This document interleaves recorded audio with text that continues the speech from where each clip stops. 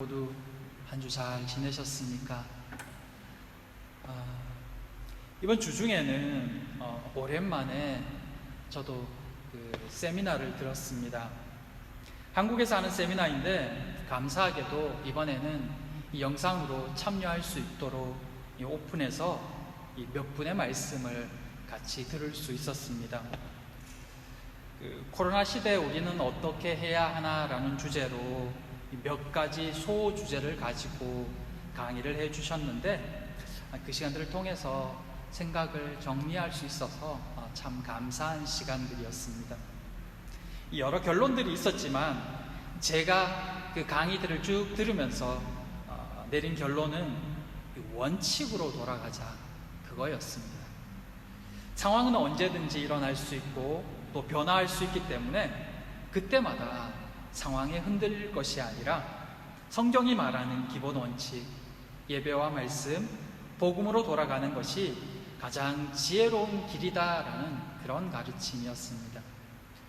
그것을 가장 우선으로 할 때 어떤 상황에서도 흔들림 없이 나아갈 수 있다는 생각을 다시 한번 정리하는 그런 시간이 되었던 것 같습니다. 사랑하는 우리 모든 성도님들의 우선순위도 또한 그러하기를 소망합니다. 오늘 이 시간에는 애굽의 계속된 재앙의 모습을 살피고자 합니다. 우리가 알다시피 10가지 재앙이 내려졌고 그 재앙 하나하나를 살피는 것도 물론 의미가 있겠지만 오늘은 그 재앙들의 특징과 또 그 과정을 통해서 하나님이 과연 이스라엘에게 바라시는 것이 무엇인지, 이 시대 우리에게 주시는 말씀은 무엇인지에 대해 한번 생각해 보려 합니다. 말씀을 통해서 우리의 신앙생활을 돌아보며 또 하나님 앞에 온전히 서가는 그런 시간 되기를 소망합니다. 첫째, 내 백성은 나를 섬기리라. 하나님께서는 이번에도 바로에게 모세를 보내셨습니다. 그 요구는 동일했습니다. 내 백성을 보내라. 그러면 그들이 나를 섬길 것이니라. 그렇지 않으면 파리떼를 보내리라. 지금까지 우리가 여호와께서 모세를 통해서 바로에게 하시는 말씀을 들어왔고 또 앞으로도 그 말씀이 이어지겠지만 하나님께서 바로에게 요구하시는 것은 사실 딱 한 가지였습니다. 그러나 바로는 계속해서 하나님의 요구를 거절했으며 또 그로 인한 재앙은 모습을 바꾸어가며 계속되어집니다. 그런데 이 재앙의 모습을 보면 시간이 흐를수록 그 강도가 점점 세워지는 것을 볼 수가 있습니다. 처음에는 애굽의 술사들도 그 행위를 또 그 이적을 따라할 수 있었지만 이제는 감히 흉내조차 내지 못할 정도로 그 피해가 갈수록 심각해져 갑니다. 또한 이 파리 재앙부터는 하나님의 백성과 애굽 백성을 완전히 구별짓고 있는 것을 볼 수가 있습니다. 그 재앙이 오롯이 애굽 백성들에게만 내려지고 있다는 것입니다. 이쯤 되면 바로라도 전능자의 손을 인정하지 않을 수가 없습니다. 역시나 바로는 전능자의 손을 인정합니다. 이제는 손을 들고 하나님께 제사 드리는 것을 허용합니다. 그런데 한 가지 조건을 답니다. 그 조건은 이 땅에서 제사 드리라라는 것입니다. 모세는 그 제안을 거절합니다. 그 표면적 이유는 애굽인들이 이 여호와께 제사 드리는 것을 싫어하기 때문에 만일 이스라엘 백성들이 여기서 제사를 드린다면 그들이 이스라엘 백성들을 돌로 칠 것이라는 것입니다.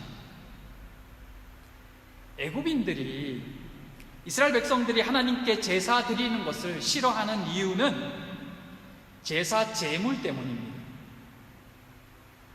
여호와께 제사 드릴 때 사용되는 이 제물인 어린 양이나 또 소, 특별히 흰 소는 애굽인들이 신성시하고 우상 숭배까지 하는 그런 짐승입니다.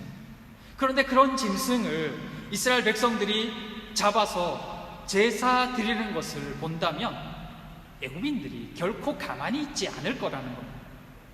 그러기에 이 땅에서 여호와께 제사 드리는 것은 불가하다고 이야기하는 것입니다. 바로도 그것을 알기 때문에 그 다음 타협안을 제시하고 있는 것을 볼 수 있습니다. 그러면 광야에서 제사 드려라. 근데 광야에서 제사 드리되 너무 멀리는 가지 말아라. 그 말은 너희들이 광야로 나가는 것까지는 허락해 주겠지만 바로가 원할 때 언제든지 잡아올 수 있는 그 거리쯤에 있으라라는 그 이야기입니다. 모세가 이런 바로의 속셈을 모를 리가 없습니다. 하지만 바로가 허락한 곳은 광야까지이기 때문에 그것은 하나님의 말씀에 위배되지 않습니다. 그렇기 때문에 그 이유는 여호와께 맡기면서 바로의 그 제안을 수락합니다.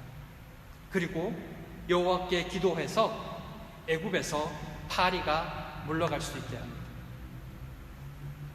근데 그러자 바로는 다시 그 마음을 바꾸어서 약속을 지키지 않습니다. 이 내용이 10번째 재앙이 내려질 때까지 계속해서 반복되어집니다. 그런데 얼핏 보면 속이고 속는 이 상황이 계속적으로 반복되어지는 것 같지만 여기에는 아주 중요한 내용이 하나 있습니다. 그것은 여호와께서 이스라엘 백성들에게 정말 원하는 것이 무엇인가 하는 것입니다. 이거는 표면적으로는 여호와께서 바로에게 요구하고 있는 듯 보이지만 사실 실제 그 일은 바로가 아니라 이스라엘 백성들에게 끊임없이 말씀하고 있는 내용이라는 것입니다. 그 내용은 처음부터 끝까지 한 가지였습니다. 그들이 나를 섬기리라. 그 구체적인 내용은 광야로 나아가서 여호와께 제사하는 것이었습니다. 이것을 위해서 애굽에 또 바로에게 10가지 재앙을 내린 것입니다. 바로가 거절한 것이 무엇입니까? 바로 이스라엘 백성들이 광야로 가서 여호와께 제사 드리는 것, 그걸 금지시킨 것입니다. 그런데 우리가 여기서 한 가지 기억하고 주목해야 될 것이 있는데 그게 뭐냐 하면 이스라엘 백성들이 여호와께 제사 드리는 것에는 바로가 일찍부터 동의했다는 것입니다. 다만 가장 중요한 여호와께서 바라시는 온전한 제사를 드리지 못하도록 방해한 것입니다. 그 첫 번째 타협안이 본문에 나오듯이 이 땅에서 여호와께 제사 드리라는 것입니다. 이 땅을 떠나지 말고 바로의 통치권 아래에서 제사하라는 것입니다. 그 제안을 모세가 거절하자 그 다음 타협안이 뭐냐면 광야로 나아가되 멀리 가지는 말라는 것입니다. 그러나 파리가 물러가자 그 제안마저 철회해버리죠. 그리고 다시 5번째 가축이 죽고 악성 종기가 나고 그 다음에 우박이 내리고 나서야 또 손을 들지만 그는 또다시 약속을 지키지 않습니다. 그 후에 메뚜기 재앙이 몰아치고 선포되고 난 뒤에야 부랴부랴 다시 협상하기 시작하는데 그 협상안이 뭐냐 하면 여호와께 제사 드리러 가되 장정만 가라는 것입니다. 아이와 여자는 내버려 두라는 것이 여기 놔두고 그럴 수 없다고 하자 바로는 다시 화를 내면서 그 했던 말까지 거둬들입니다. 그 후에 다시 흑암 재앙이 내립니다. 그러자 바로는 또 부랴부랴 불러서 또 다시 제안을 하는데, 그 제안이 뭐냐 하면 그들의 양과 소는 놔두고 너희들끼리만 나갔다 오라는 것입니다. 반복되는 이 바로의 제안, 그 협상안의 특징이 뭐라고 생각하십니까? 한마디로 표현하면 너희들 여호와께 제사하되 그들의 땅에서 온전히 떠나지 말라는 것입니다. 여호와께 제사 드리는 거 좋다는 것입니다. 제사 드려라. 근데 이 땅에서 완전히 떠나지는 말아라입니다. 그 땅에 미련이 남게 만들고, 그래서 그 미련 때문에 그 땅 주위를 서성서성거리다가 다시 돌아오도록 만들겠다는 것입니다. 그것이 사탄의 수법입니다.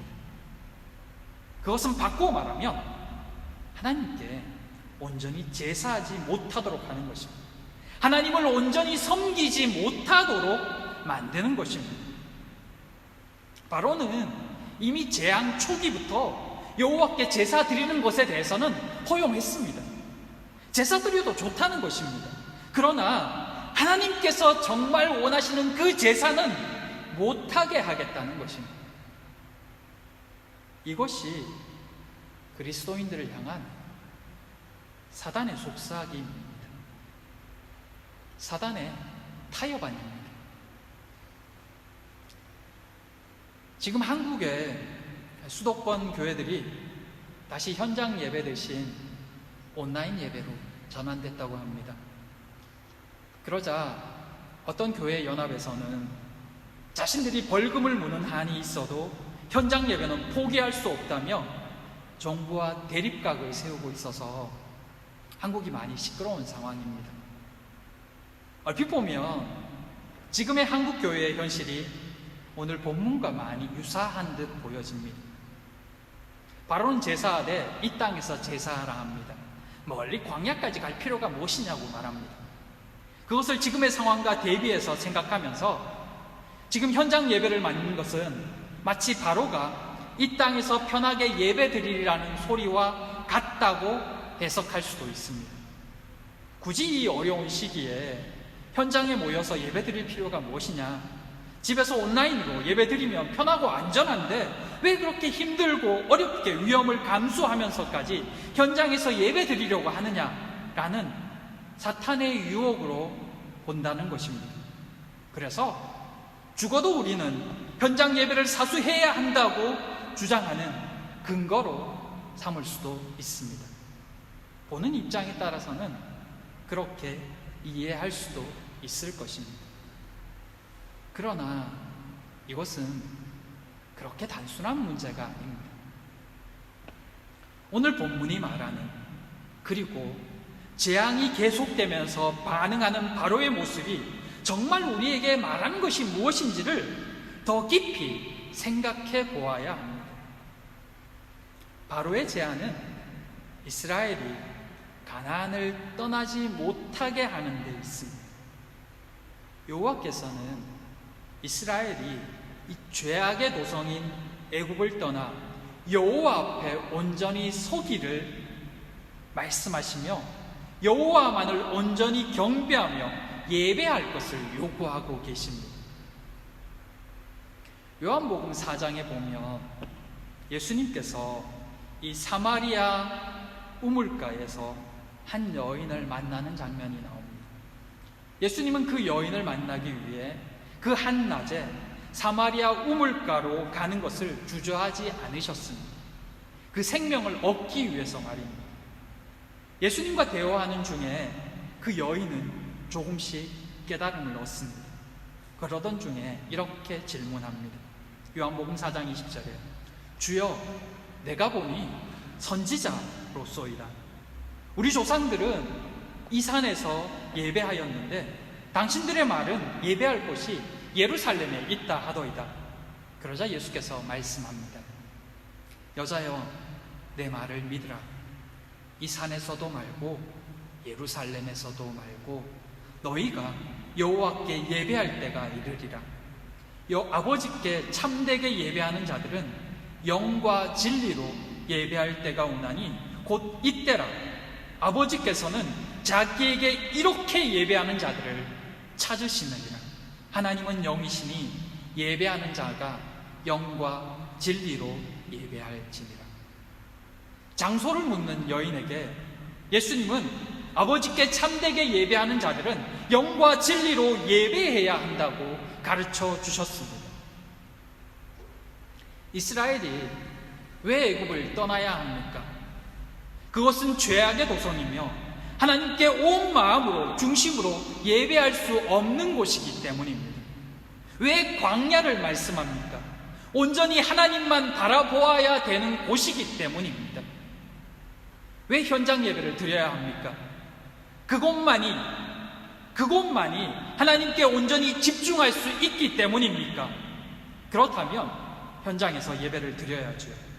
그러나 그곳이 오히려 불안 가운데 하나님께 집중할 수 없는 상황이라면 하나님께 온전히 집중할 수 있는 곳에서 예배를 드려야 할 것입니다. 왜 온라인 예배를 드립니까? 하나님께 더 깊이 중심으로 예배할 수 있기 때문입니까? 아니면 편해서입니까? 그 대답이 우리가 어느 곳에서 어떻게 하나님께 예배 드릴지를 결정하게 만들 것입니다. 사단은 끊임없이 우리의 마음을 어지럽게 만듭니다. 그래서 하나님께 집중하지 못하게 만들고 하나님만을 온전히 예배하지 못하게 만들려고 합니다. 하나님이 우리에게 원하시는 것은 무엇입니까? 그곳이 어디였건 온전한 예배를 드리는 것입니다. 하나님께 중심으로 최선을 다해 예배하는 것입니다. 코로나 이전까지 우리는 교회로 나아오고 모이기를 힘쓰며 예배 드리기를 힘써야 한다고 배웠고 또 그렇게 알고 있습니다.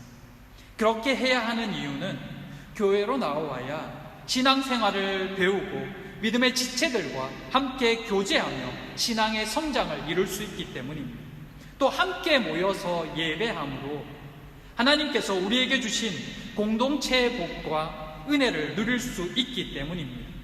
분명 교회 공동체는 우리에게 주신 큰 복이자 은혜였습니다. 그리고 지금도 그러합니다.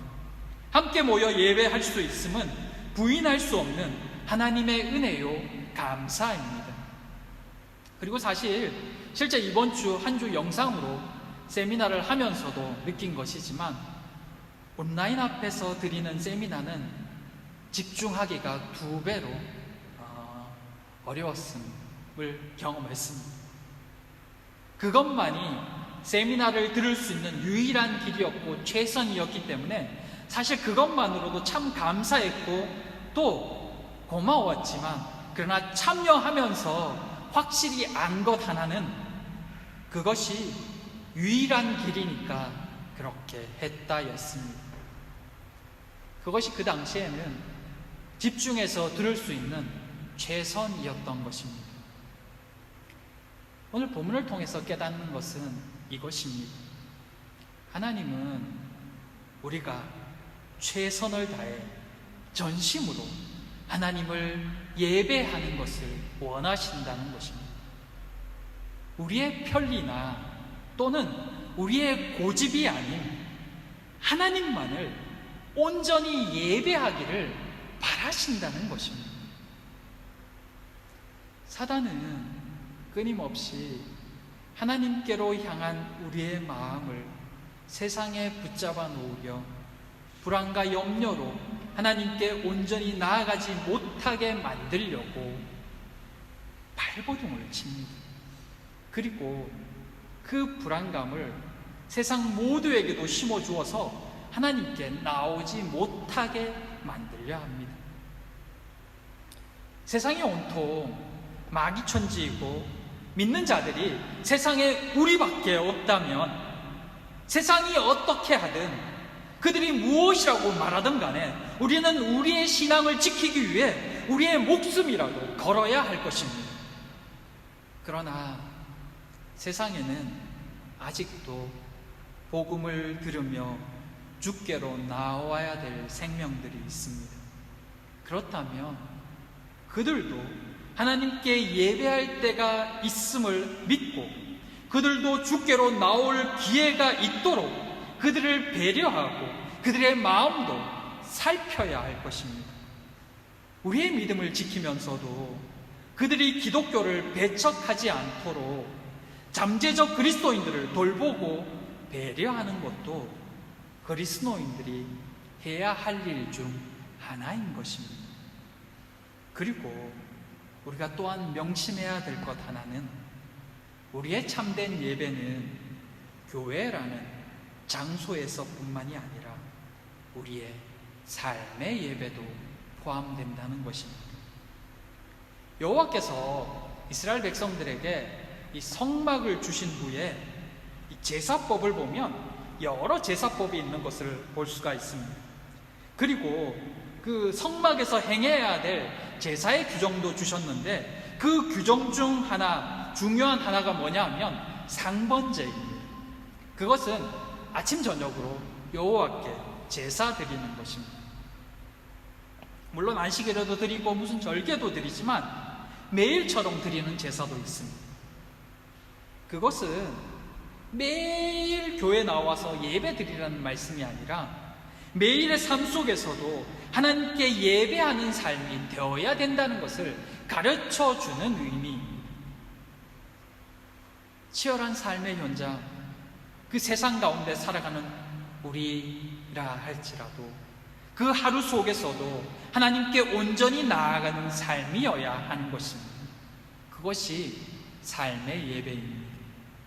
로마서 12장 1절에 그러므로 형제들아 내가 하나님의 모든 자비하심으로 너희를 권하노니 너희 몸을 하나님이 기뻐하시는 거룩한 산 제물로 드리라.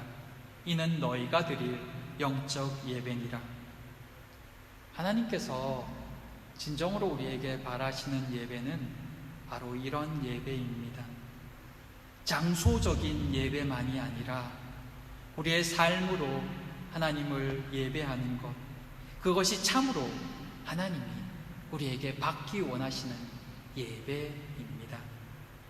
사단은 우리의 온전한 예배를 방해하기 위해서라면 장소적인 예배 중 얼마든지 허용해 줍니다. 바로가 하나님께 제사하되 이 땅에서 제사하라는 그 말처럼 말입니다. 교회로 나오는 것은 놔두되 예배하도록 허락하되 온전히 하나님 앞에 서는 것은 막는다는 것입니다. 그냥 오늘도 예배 드렸어 라는 위안 정도만 얻고 돌아가게 만드는 것입니다. 그런 적당한 예배를 통해 우리가 양심에 덜 찔리도록 만들어주는 것입니다. 그 예배는 하나님도 받지 않으시고 사단도 기뻐하는 예배입니다. 그런데 우리도 그것에 만족할 때가 많은 것입니다. 사람의 판단은 얼마든지 바뀔 수 있습니다.